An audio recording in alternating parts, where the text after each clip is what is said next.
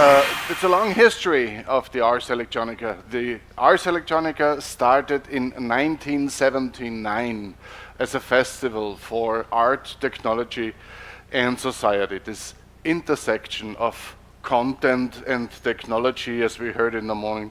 In 1996, the Ars Electronica opened its doors as a museum, and we called it the Museum of the Future. Very brave. And this Museum of the Future is presenting the same content as, and you can see here there are pictures in the video, the same content, the same ideas as in the festival and the pre, but in a translated, transformed version to be accessible for everybody. Like the festival and the pre is targeting the international global elite of art and science. The Ars Electronica Center is really targeting everybody on the street. Also, the Future Lab has opened its doors. The Ars Electronica Future Lab, R&D tank, the Atelier Laboratory, has been founded in 1996, and I'm directing this think tank since then.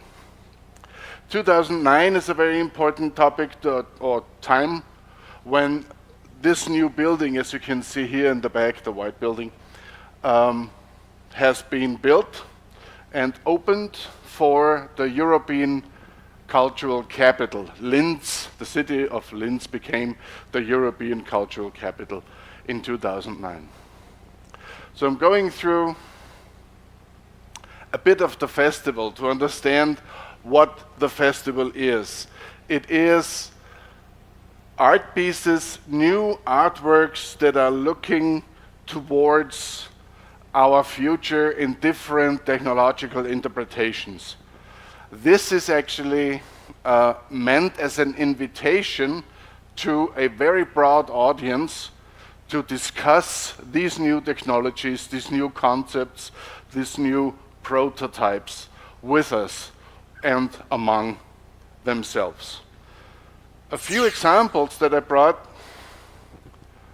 First of all, the deep space in 8K, because it's so closely to VR connected.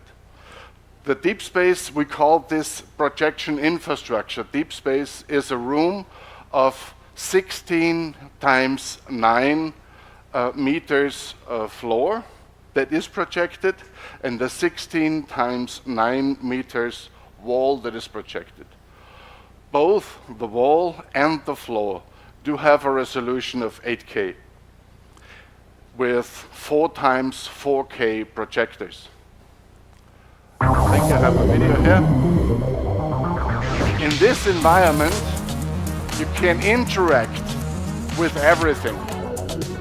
So it's highly interactive for art pieces. We do VR scenarios. We do even live operations presented in the deep space from the hospital, etc., etc.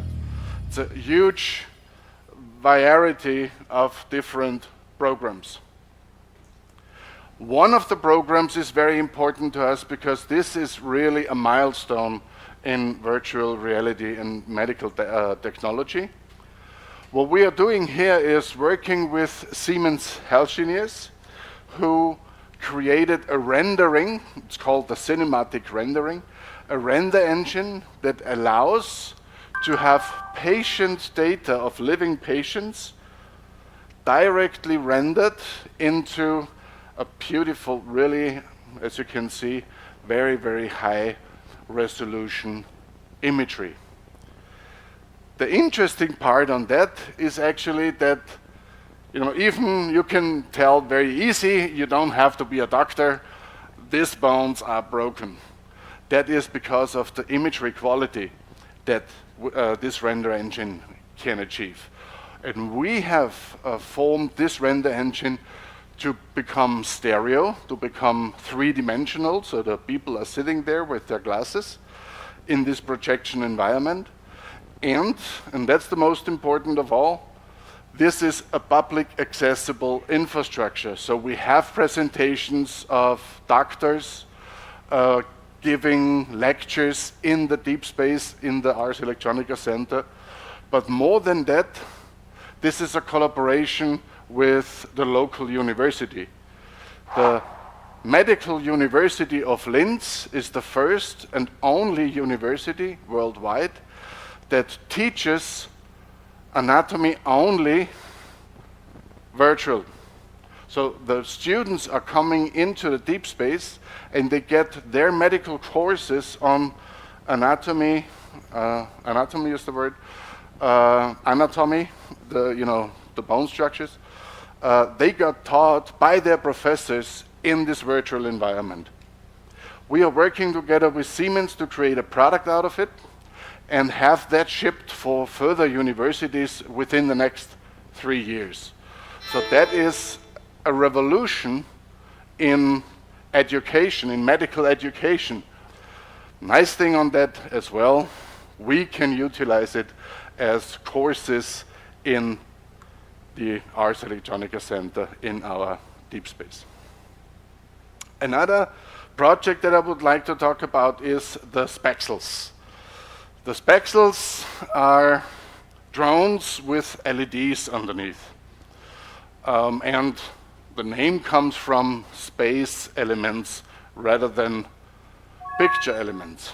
So it's not pixels like picture elements, it is about Spexels, space elements, as the pixels can move freely in 3 dimensions, and we are rendering computer-generated imagery into the night sky. This is what Spexels are doing. And that was the premiere in 2012. And I'm sure everybody knows, of course, and I have the video later, about the Winter Olympic, what Intel did. This video went viral very, very soon. And a lot of people called in, among them Paramount Studios. And they asked us if we could do a science fiction premiere in London. And we thought, yeah, cool, of course we can do, and we sent this out. And they came back and said, nah, that's not what we really want. What we really want is more like Star Trek. We're gonna do this, we gotta do it now. We need audio.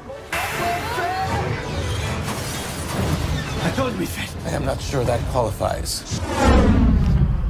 For that premiere, we were flying downtown London next to the Tower Bridge, 30 drones forming the Star Trek logo. But we went on delivering other expressions, other modes of expressions for our drones. And laser was the next idea. We utilized the lasers in terms of an instrument, but also in terms of visual outputs, of course, together with the drones in the sky, always interested to push the content further. After that, we tried to bring down the drones from the sky to the interior, to the space inside. And this concept video shows the idea of having a virtual object, a line, touched in the real space and manipulated the virtual object, the line, in real space with real haptical momentum. This is a revolution. When you think about it, the mixed reality continuum does not describe what this is about. It is a real object and a virtual object at the same time in the same space. So to explain that, we had to bend and bring the virtual object and the real object together in one spot in order to realize that theory behind what has happened here. It's just a concept. Think about now it's a triangle that I have formed and I kind of manipulate and rotate. It's a very, very simple line, of course, virtual object.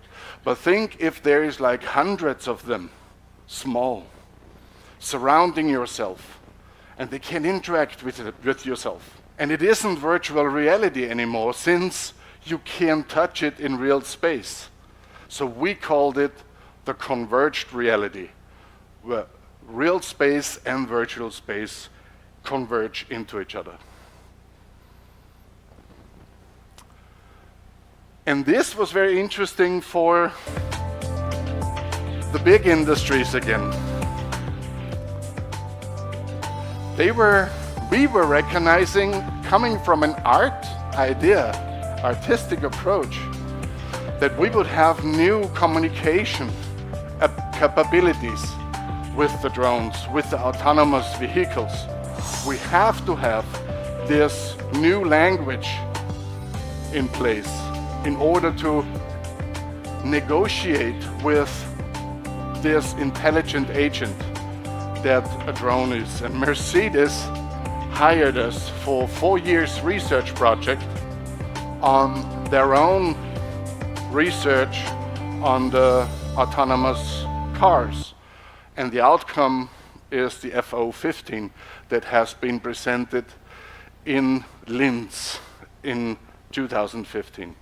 It has its European premiere in Linz on the main square, where these new technologies again have been presented to the normal people, where the normal people had chance to get in direct interaction with this new technology, with this idea of autonomous robots, autonomous cars that would come into our public spaces. And of course, again, it was all about opening up the discussion about the meaning of autonomous robots for our society. That's just a sidestep, because of course, as I told you, we were going on with Spaxels as well. And this was the world record flight that we did. We've set the world record for the first time for Intel. And it was the 100 drones, and in this version above the Opera House in Sydney.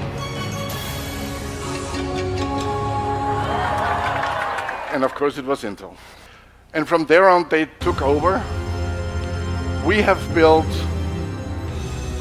the entire software, the entire system to manipulate massive amount of swarms. We have created a system now that is even independent from the vehicle.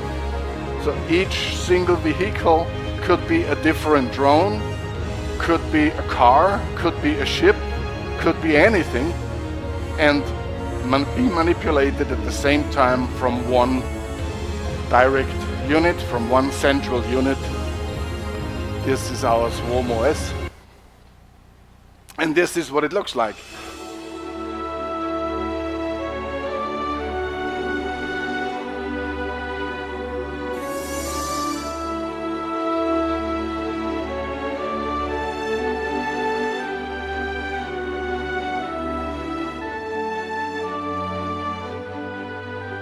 And we are super proud of being the ones who have invented these technologies. We, meanwhile, have continued to research the content, to research on how can we utilize swarms as a communication infrastructure. Together with NTT, Nippon Telecom and Telegraph, we have created what we call the swarm the sky language, or the sky compass, a sequence of applications, a row of different usages that would utilize the drones more like a communication infrastructure. Like, for example, utilizing drones to visualize architecture in an augmented reality way, but you don't need a display. This structure stands in the middle of the city where the building will be in the future. So now you have a way of visual expression that is entirely different from whatever has been done before in the field of augmented reality when it comes to architecture. And this one is our new baby.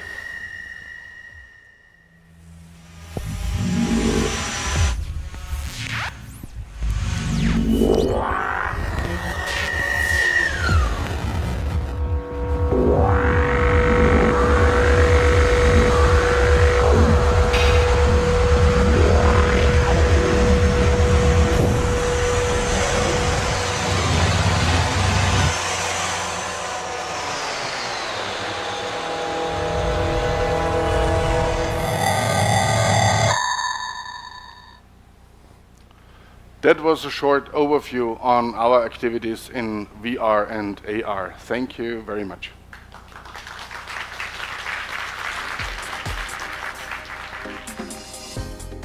이번 기조 강연에서도요, 삶의